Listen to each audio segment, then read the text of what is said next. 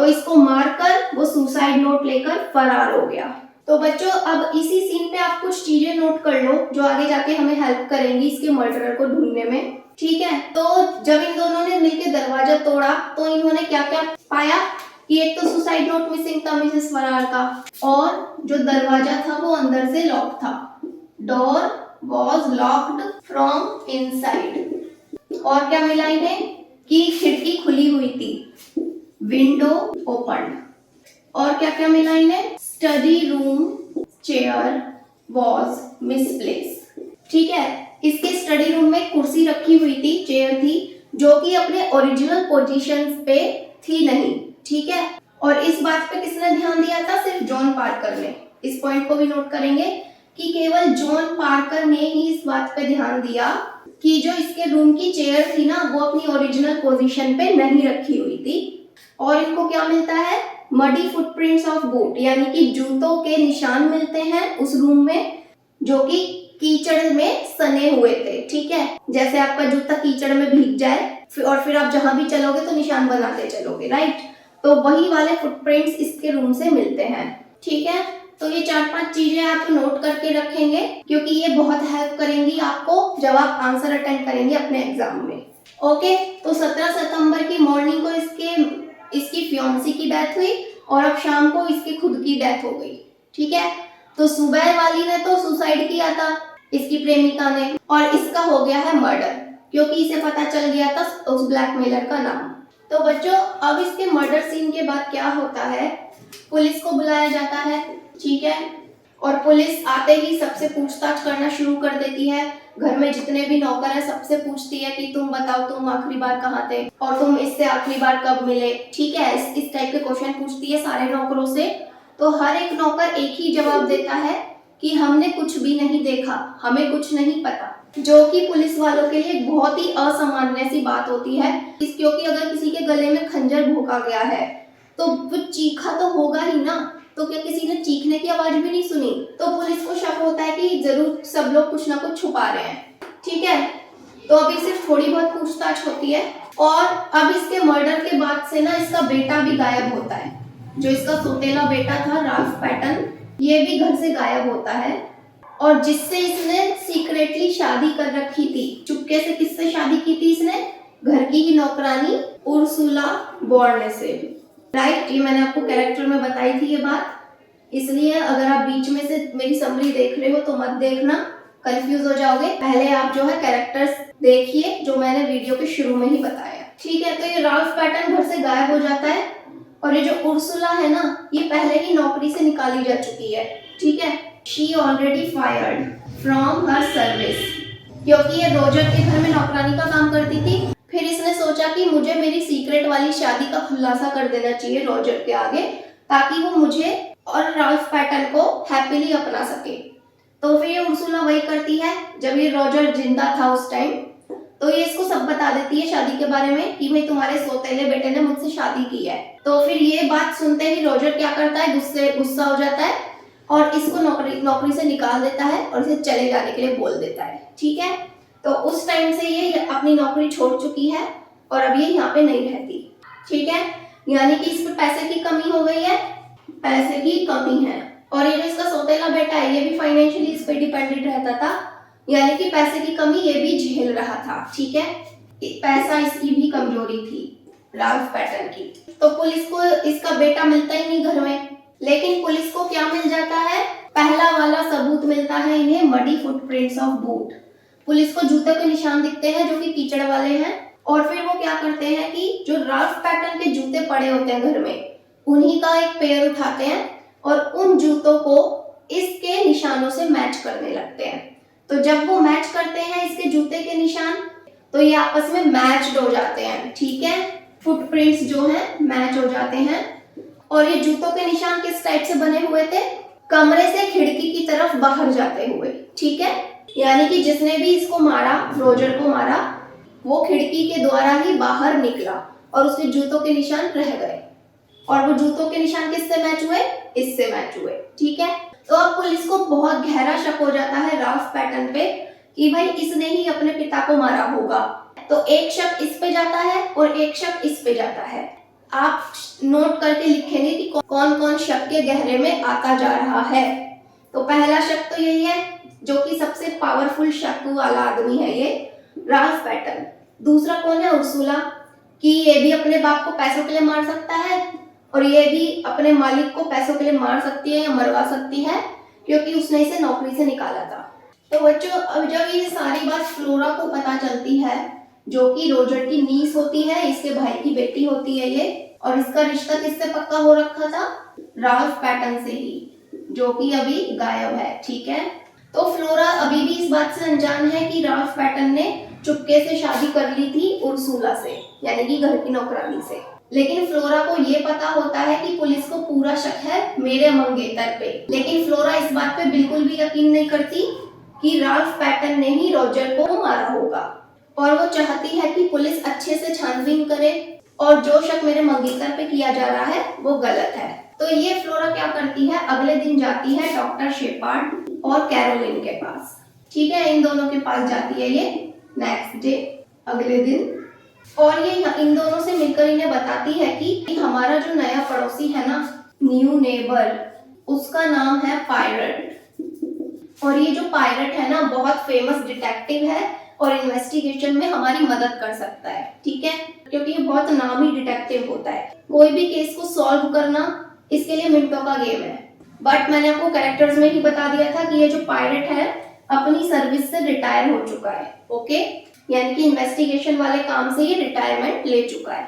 तो ये शेपार्ड और कैरोलिन से रिक्वेस्ट करती है फ्लोरा कि तुम प्लीज मेरे साथ चलो, पायलट से मिलते हैं हम, और हम सब मिलकर पायलट से रिक्वेस्ट करेंगे कि वो हमारी हेल्प करे इस केस को सॉल्व करने में, वो हमारी हेल्प करे ये पता लगाने में कि रोजर को किसने मारा, इसका असली खूनी कौन है, क्योंकि सब लोग मेरे मंगेतर पे ही शक कर रहे हैं और मुझे नहीं लगता कि उसने ऐसा किया है।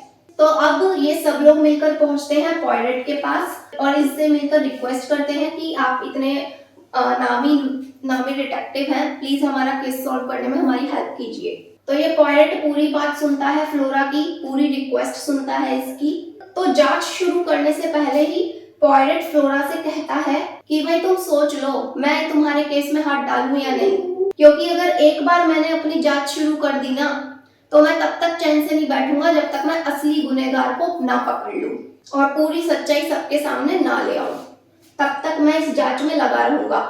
तो फ्लोरा भी मान जाती है, हाँ बोल देती है कि भाई ठीक है, आप प्लीज अपना इन्वेस्टिगेशन का काम शुरू करिए और हमारी हेल्प करिए। ठीक है, तो अब इस पॉइंट पे ये जो पायलट है, इन्वेस्टिगेशन डिटेक्टिव हमारा, ये रेडी हो चुका है इस केस में अपनी इन्वॉल्वमेंट के लिए, इस केस में अपने रोल को प्ले करने के लिए। तो अपनी जांच में सबसे पहले ये क्या करता है, इस डॉक्टर शेपार्ड को अपना असिस्टेंट बना लेता है, और ये जो कैरोलिन है ये भी इसकी हेल्प करती है थोड़ी बहुत इन्वेस्टिगेशन में।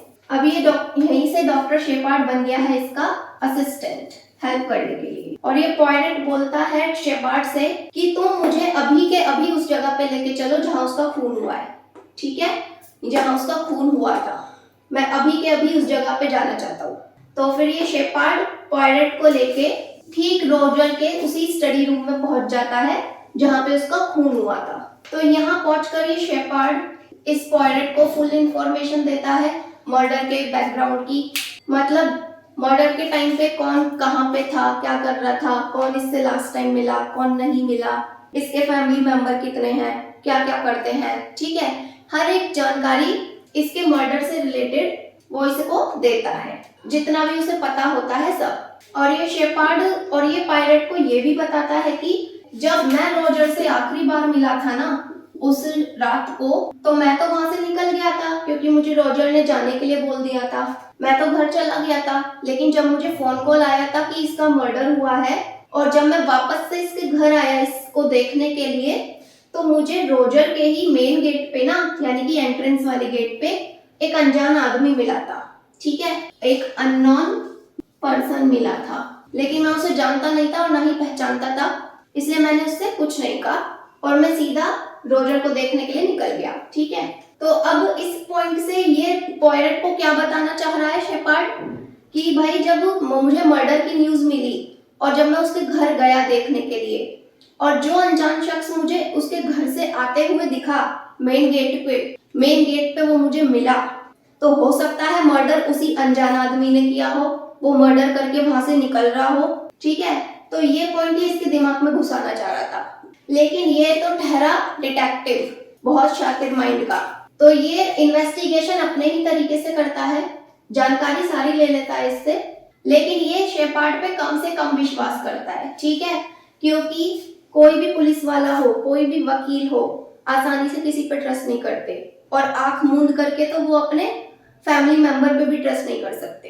ठीक है, तो वैसे ही पॉयलेट का हाल है, इसने बातें सारी सुन ली इसकी, लेकिन ये इस पे ट्रस्ट नहीं करता, ये अपनी जांच पड़ताल को अपने ही तरीके से सॉल्व करेगा। तो पॉयलेट कुछ यहाँ पे पॉइंट्स नोट आउट कर लेता है, क्या क्या, कि जब इसका खून हुआ तो विंडो खुली हुई थी और जो दरवाजा था वो अंदर से लॉक था, और शेपार्ड को उस दिन एक फोन कॉल आया था, क्योंकि शेपार्ड की नजर में तो वो फोन कॉल जॉन पार्कर ने किया था। लेकिन जब ये इसके घर पहुंचता है देखने के लिए, तो जॉन पार्कर मना कर देता है कि मैंने तो फोन नहीं किया। तो यहाँ पे ये पॉयलेट उस फोन कॉल को भी नोट कर लेता है। ठीक है, और क्या क्या नोट करता है ये, चेयर को, कि जो चेयर थी उसके इस रूम में वो भी अपनी ओरिजिनल पोजीशन पे नहीं थी, क्योंकि ये सारी इंफॉर्मेशन इसको किसने दी, शेपार्ड ने ही दी थी। ठीक है, तो जो जो मेन पॉइंट्स थे मर्डर के टाइम वो सब उसने अपने दिमाग में नोट कर लिया। फिर ये पॉयलेट शेपार्ड से पूछता है, क्या तुम मुझे एग्जैक्ट टाइम बता सकते हो कि तुम उस अनजान आदमी से किस टाइम मिले थे। तो इसी पॉइंट पे ये शेपार्ड थोड़ा टाइम बताने में हिचक जाता है। ठीक है, क्योंकि इसे खुद नहीं पता होता कि मैं इससे किस टाइम मिला था, तो ये झूठ मूठ का कोई भी टाइम इसको बता देता है, एनी टाइम। ठीक है, और शुरू में मैंने आपको टाइमिंग नोट करवाई थी ना कि 9:15 बजे तो ये अपने घर पहुंच गया था शेपार्ड, और 10:15 पे रॉजर का मर्डर हुआ था। तो ये टाइमिंग इसको पता है, इसलिए ये इससे पूछता है कि तुम बताओ तुम उस अनजान आदमी से किस टाइम मिले थे, क्योंकि ये आगे जाकर टाइमिंग ही हेल्प करेगा मर्डरर को पकड़ने में। तो ये अपने मन मर्जी से कोई भी टाइम बता देता है। तो अब इतनी इंफॉर्मेशन कलेक्ट करने के बाद ये पॉयलेट क्या करता है, बहुत सोचता विचारता है। ठीक है, क्योंकि पॉयलेट के पास एक अच्छी खासी नॉलेज होती है ह्यूमन बिहेवियर को स्टडी करने की। ठीक है, यानी कि इंसानों का बर्ताव ये अच्छे से पढ़ सकता है, कौन कैसा झूठ बोल रहा है, कौन कितना सच बोल रहा है, यानी कि ये इंसानों का दिमाग पढ़ना जानता है। ठीक है, he knows human behavior so well।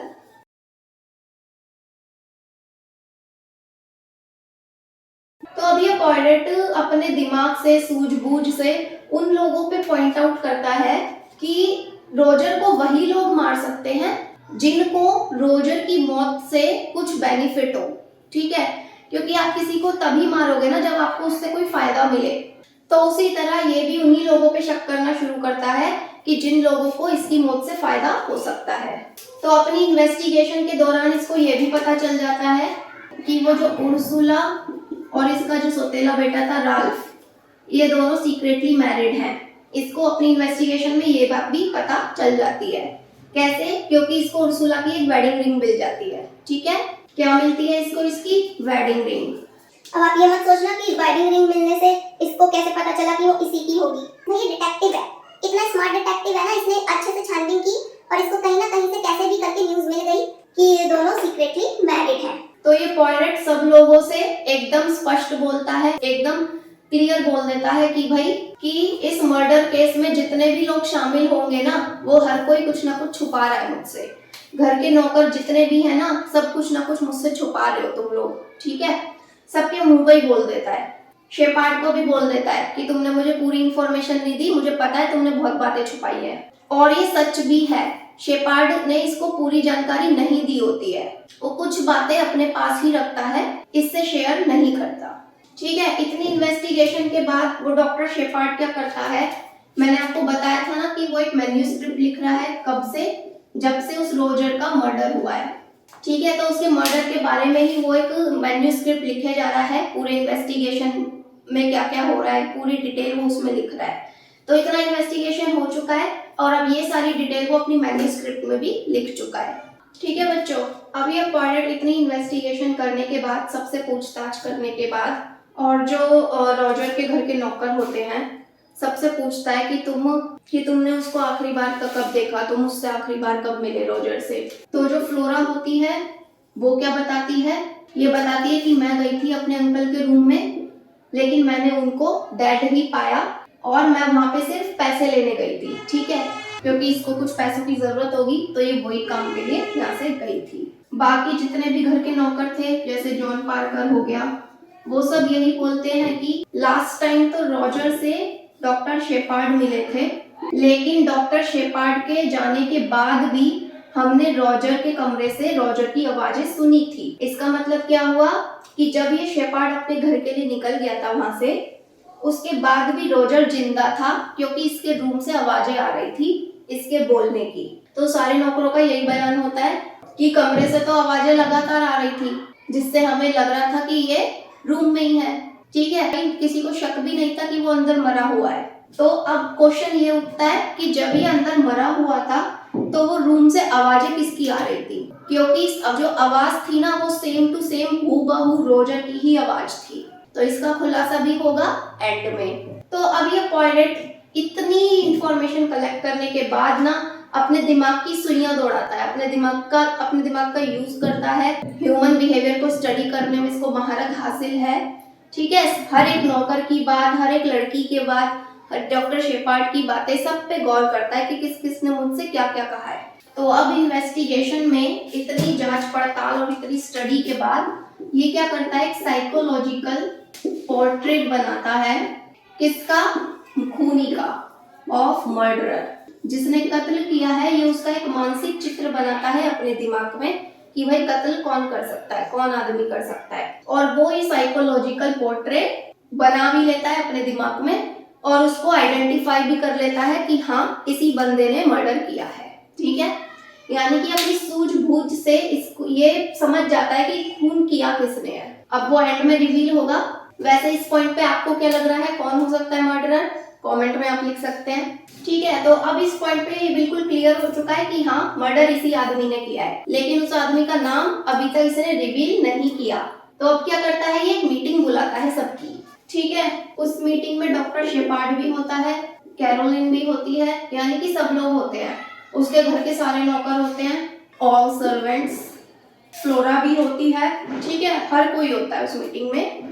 और ये उस मीटिंग में सबको हर एक अपनी इन्वेस्टिगेशन की बारीक जानकारी देता है कि भाई तुम सब ने मुझे जो जो बताया था उस हिसाब से मैंने ये पता लगाया है कि भाई जो उर्सुला है और जो राल्फ है वो लोग शादीशुदा हैं, ठीक है।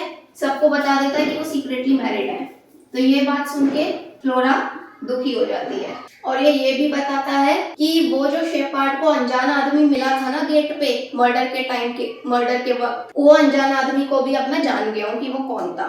और ये बोलता है कि खूनी तुम में से ही कोई एक है, ठीक है, और वो मेरी आंखों के सामने खड़ा भी है, लेकिन अभी मैं नाम नहीं बता रहा हूँ और ना ही अभी बताऊंगा, क्योंकि मैं उस खूनी को, उस मर्डरर को थोड़ा वक्त देता हूँ कि वो खुद सामने आकर अपना गुनाह कबूल कर ले, कि मुझे नाम लेने की जरूरत ना पड़े। तुम में से जो भी खूनी है ना सामने आ जाओ और बता दो कि भाई तुमने ये सब किया है, मतलब मैं सिर्फ अभी तुम्हें वार्निंग दे रहा हूँ, ठीक है।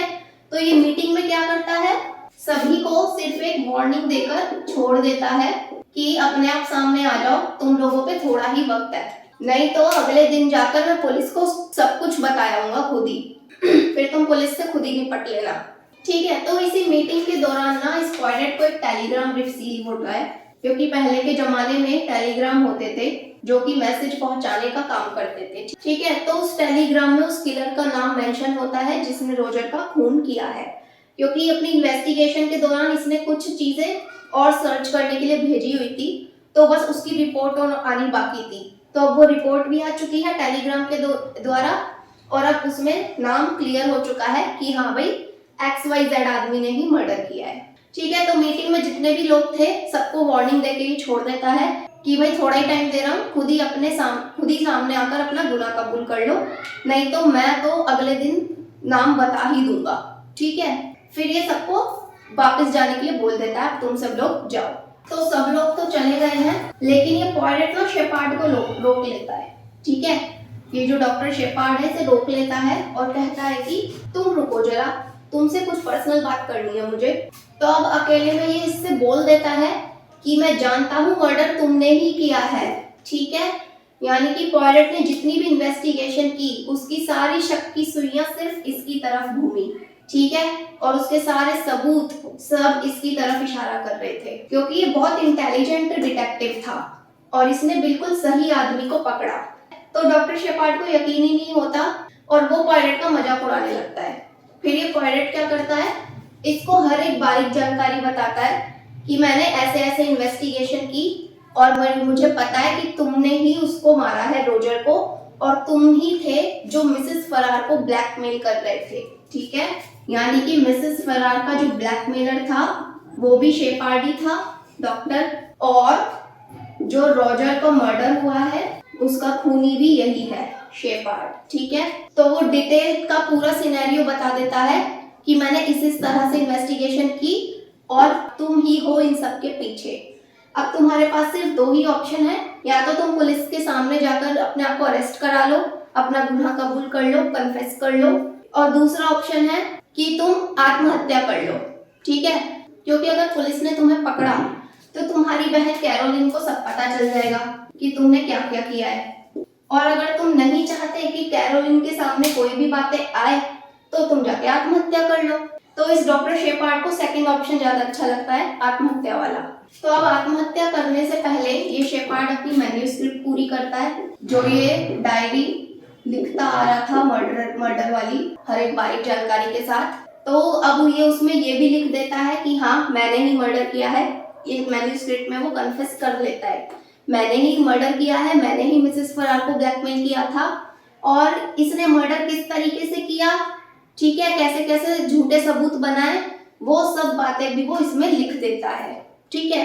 पूरा अपना कन्फेशन लिख देता है, और फिर एंड में वो वही सेम जहर खा के मर जाता है, सेम पॉइजन जो मिसेस फरार खा के मरी थी। जिस जहर से मिसेस फरार की मौत हुई थी वो ही सेम जहर खा करके ये आत्महत्या कर लेता है, he committed suicide।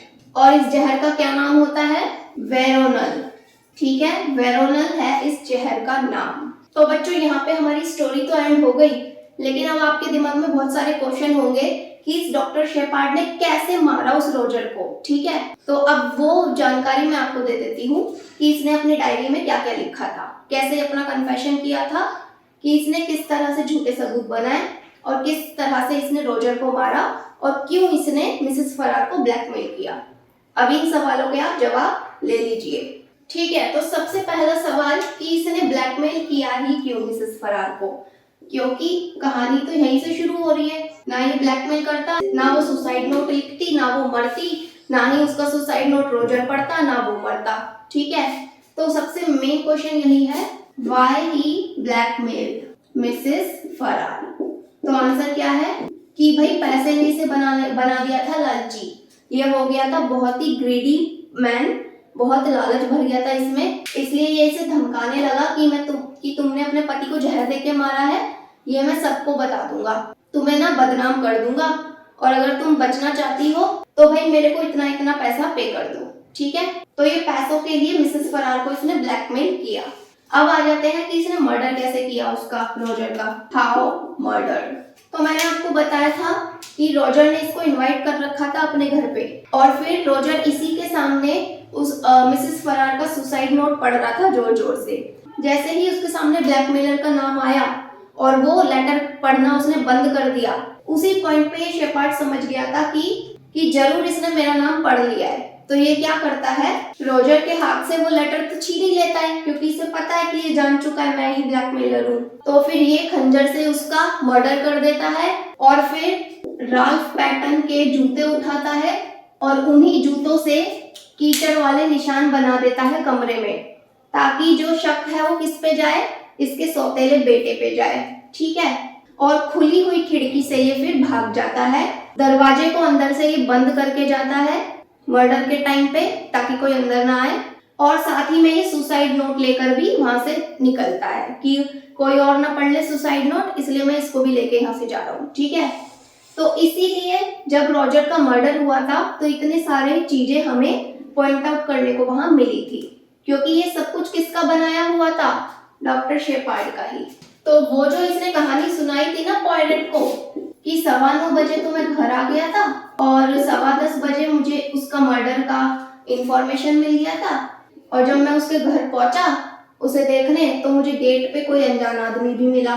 तो जब पॉयरेट ने इससे पूछा कि तुम एग्जैक्ट टाइम बताओ कि तुम उस आदमी से कब मिले थे, तो वो टाइम इसने उल्टा सीधा बता दिया। तो पॉयरेट ने यही पॉइंट नोटिस किया कि जितनी भी टाइमिंग इसने बताई है ना घर जाने की, वहां से फिर से वापस आने की और उस अनजान आदमी से मिलने की, वो सारी टाइमिंग आपस में मैच नहीं कर रही। ठीक है, टाइमिंग्स में क्या है, इनकॉन्सिस्टेंसी। ठीक है, तो इस पॉइंट पे ये से नोट कर लेता है कि ये मुझसे झूठ बोल रहा है। और वो जो फोन कॉल था जो इसने बताया कि जॉन पार्कर ने मुझे फोन कॉल किया था और मुझे मर्डर की इंफॉर्मेशन दी थी, लेकिन जब जॉन पार्कर से ही शेपार्ड मिला तो इसने तो मना कर दिया था, नहीं मैंने तो कोई फोन नहीं किया। ठीक है, तो बच्चों वो जो फोन कॉल था ना, ये भी एक फेक फोन कॉल था। कैसा फेक? ये जो डॉक्टर शेपार्ड है ना, इसने आफ्टरनून में ही अपने किसी पेशेंट को बोल दिया था कि तुम मुझे रात को इस टाइम फोन करना। ठीक है, रीजन तो इसने कुछ नहीं बताया, बस बोला कि इस टाइम मुझे फोन कर लेना शाम को एक बार। ठीक है, तो वो जो फोन कॉल इसको आया था ना, वो इसी के एक पेशेंट का आया था, और इसने कैरोलिन से क्या कहा कि मेरे को रोजर के घर से फोन आया है, उसके नौकर का, और उसने बताया है कि यहाँ पे मर्डर हो गया है। ठीक है, यानी कि ये फोन कॉल भी इसी का बनावटी फेक फोन कॉल था। ठीक है, और इतनी सारी चीजें भी इसने करी यहाँ पे मर्डर के टाइम पे। ठीक है, और वो अनजान आदमी वाली बात कि ये किसी अनजान आदमी से गेट पे मिला था, वो भी झूठी थी। वो इसने सिर्फ गुमराह करने के लिए उसको बताया ताकि पॉयरेट का शक उस अनजान आदमी पे जाए, तो ये किसी अनजान आदमी से नहीं मिला था। ठीक है, और एक और बात अब आप सोच रहे होंगे कि पॉयरेट को ये भी तो इन्फॉर्मेशन मिली थी, नौकरों ने उससे क्या बोला था कि भाई शेपार्ड के यहाँ से चले जाने के बाद रॉजर के रूम से तो आवाजें आ रही थी, जिससे लग रहा था कि वो अंदर बैठ के बातें कर रहा है। तो अब पॉइंट क्या है कि ये तो मरा हुआ है अंदर, तो वो आवाजें कैसे आ रही थी इसकी आवाज में? तो इसका आंसर है, यहाँ पे शेपार्ड ने मर्डर के बाद डिक्टाफोन का यूज किया था। ठीक है, डिक्टाफोन कैसा डिवाइस है? ये एक साउंड रिकॉर्डिंग मशीन होती है डिक्टाफोन, जिसमें जैसे कि मैं अपने फोन में आवाज रिकॉर्ड कर दूं अपनी और बाद में उसे कहीं पे भी प्ले कर दूं। ठीक है, तो उसी टाइप का ये डिक्टाफोन मशीन होता है साउंड को रिकॉर्ड करने के लिए। तो ये डिक्टाफोन ना रोजर यूज करता था अपने लिए, इसमें वो अपनी आवाजें रिकॉर्ड करके रखता था। ठीक है, उसे अच्छा लगता था। तो फिर शेपार्ड ने क्या किया, इसका मर्डर करके इसी डिक्टाफोन का यूज किया और इसके कमरे में बजा दिया, यानी कि प्ले कर दिया, जिससे कि बाहर वाले लोगों को ये लगे कि अंदर कौन बैठा हुआ है, रोजर, और वो बातें कर रहा है। ठीक है, तो वो जो आवाजें आ रही थी ना नौकरों को अंदर से, वो डिक्टाफोन में से आ रही थी। तो ये था पूरा प्लान, कैसे डॉक्टर शेपार्ड ने पूरे मर्डर को अंजाम दिया और अपने शातिर दिमाग का यूज करके इतने झूठे एविडेंसेस बनाए। ठीक है, लेकिन चोर तो चोरी होता है, गलती वो हर जगह करता है।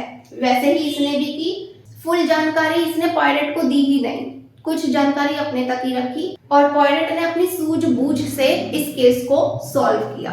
तो ये था हमारा पूरा प्ले। अब फटाफट से आ जाते हैं इसकी थीम्स में कि एग्जाम में आप अपनी थीम्स कैसे एनालाइज कर सकते हैं। तो बच्चों, थीम्स और आंसर राइटिंग देखिए, मैंने आपको बताया था ये दोनों चीजें मैं एंड में बताऊंगी। तुम्हारी नोवेल के ऑथर कौन है? Agatha Christie. ठीक है, तो एग्जाम में जब भी आप पहला क्वेश्चन इससे नोवेल से रिलेटेड आएगा तो फर्स्ट पैराग्राफ आपका अगाथा क्रिस्टी से रिलेटेड ही होगा। ठीक है, ये है फर्स्ट पैराग्राफ, और इस फर्स्ट पैराग्राफ ऑफ आंसर में आप क्या लिखेंगे, अगाथा क्रिस्टी ने ये नोवेल क्यों लिखी, ऐसी क्राइम नोवेल को लिखने के पीछे उनका क्या आइडियोलॉजी था, क्या विचारधारा थी, नोवेल कब पब्लिश हुई, जो कि मैंने की फैक्ट्स में बताए थे, इस नोवेल का जेनर क्या है, क्राइम नोवेल है, लोकेशन क्या है, लंदन है, और हमारी जो स्टोरी है, दो मेन लोकेशन भी आप उसमें लिख सकते हैं, किंग एबॉट और फिरनले पार्क। तो ये सारे पॉइंट्स आप फर्स्ट पैराग्राफ में इंक्लूड करके लिख सकते हैं अगाथा क्रिस्टी के बारे में। अभी बीच का मैं आपको बाद में बताऊंगी। आ जाते हैं एंडिंग पे। आंसर की एंडिंग आप कैसे करेंगे? अपने कंक्लूजन के साथ। कंक्लूजन क्या होता है? रिजल्ट, यानी कि आपने पूरी स्टोरी को पढ़ा, अब आपकी खुद की क्या आइडियोलॉजी बन रही है इस नोवेल के बारे में, आपकी क्या विचार है इस नोवेल के बारे में, वो सारा आप एंड में लिखेंगे। ठीक है, अब ये जो बीच का पार्ट है, यहाँ पे आप एनालाइज करेंगे थीम, कोई भी एक थीम जो आपके क्वेश्चन से मैच करती हो, ठीक है। तो उसके लिए पहले आपको क्वेश्चन अच्छे से स्टडी करना होगा कि इस क्वेश्चन में सबसे ज्यादा जोर किस पॉइंट पे दिया जा रहा है, और फिर उसी पॉइंट से रिलेटेड आप कोई एक थीम यहाँ पे एनालाइज करेंगे अपने खुद के शब्दों में, क्योंकि आंसर में आपको स्टोरी तो लिखनी नहीं है पूरी स्टार्टिंग टू एंड, ऐसे नहीं लिखना है, ठीक है। और आपका आंसर कम से कम 5 से 6 पेज का होना चाहिए, क्योंकि जो क्वेश्चन आता है 20-25 मार्क्स का तो आता ही है। तो हमारी पहली थीम देखो, जो हमारा नोवेल का नाम है वही हमारी मेजर थीम है, सबसे इंपॉर्टेंट बात यही है, ठीक है। नोवेल का नाम है मर्डर ऑफ रोजर एक्रॉयड और हमारी मेन थीम भी यही है, मर्डर ऑफ रोजर एक्रॉयड। तो इस थीम में आप क्या एक्सप्लेन करेंगे कि रोजर का जो मर्डर हुआ था वो किसने किया और कितने शातिर दिमाग से किया, क्या कैसे कैसे झूठे एविडेंस बनाकर किया, ठीक है। तो वो सारी इंफॉर्मेशन आप इस थीम में लिख सकते हैं, लेकिन लिखना तो आपको अपने खुद के ही लैंग्वेज में होगा। और अगर आप थोड़ा लैंग्वेज में कंफ्यूज हैं तो उसके लिए आप एक बार सारी थीम्स इंटरनेट पे पढ़ लीजिएगा, गूगल पे, क्योंकि जब आप गूगल पे पढ़ेंगे थीम्स तो आपको पूरा आइडिया। छिपकली आ गई, अब तो गर्मियां आने वाली है ना, बिल में से छिपकलियां निकल रही हैं। I was scared. एनीवेज, तो जब आप गूगल पे थीम्स पढ़ेंगे ना तो आपको पूरा आइडिया हो जाएगा लैंग्वेज का, कि किस टाइप की लैंग्वेज, किस टाइप के वर्ड्स आप अपने थीम्स में आंसर लिखते टाइम यूज कर सकते हैं, ओके। क्योंकि कुछ बच्चों के पास वर्ड्स की बहुत कमी होती है, उन्हें पता ही नहीं होता कि हम कैसे आंसर लिखें, क्या क्या शब्द इसमें डालें, तो वो सारा नॉलेज आपको गूगल से मिलेगा। Now come to second theme, danger of secret, ठीक है। अब बच्चों, सीक्रेट्स का डेंजर किस किस को था, कौन कौन से कैरेक्टर हैं जिनको अपने खुद के सीक्रेट्स के बारे में थोड़ा डेंजर फील होता था, जिनकी वजह से क्राइम हुआ। तो एक तो वही है कौन, मिसेस फरार। इसको क्या डेंजर था, इसको क्या खतरा था अपने राजों का, इसका एक यही राज था कि इसने अपने पति को जहर देके मारा था और ये नहीं चाहती थी कि मेरा ये राज खुल जाए, ठीक है। तो ये थीम एक तो इस पे फिट बैठ रही है, आप एक्सप्लेन कर सकते हैं इसको अच्छे से। बाकी दो है पॉयरेट और बाकी है शेपार्ड, डॉक्टर शेपार्ड। अब आप सोच रहे होंगे कि पॉयरेट कैसे आ गया, उसका तो कोई सीक्रेट ही नहीं था। तो मैंने आपको क्या बताया था नोवेल में, स्टोरी में, कि ये जो पॉयरेट है ना, इस पे कम विश्वास करता है, आंख बंद करके तो ये किसी पे विश्वास नहीं करता, क्योंकि ये खुद एक डिटेक्टिव है। तो ये इन्वेस्टिगेशन के दौरान कुछ बातें सिर्फ अपने तक ही रखता है, ठीक है, क्योंकि इसे भी डर रहता है अगर मैंने सारी बातें इस डॉक्टर शेपार्ड से शेयर कर दी ना तो हो सकता है असली गुनहगार बच निकले, इसलिए ये सारी बातें इससे शेयर नहीं करता। और जो डॉक्टर शेपार्ड है वो भी पायरेट को पूरी इंफॉर्मेशन नहीं देता मर्डर के बारे में, यानी कि बातें इसने भी छुपाई, इसने भी छुपाई। क्यों छुपाई? Because of danger of secret, क्योंकि इन्हें अपने राजों का खतरा था।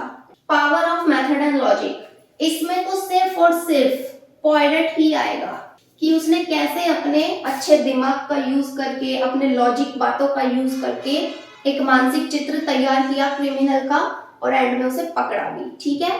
तो ये ऐसा वो क्यों कर पाया?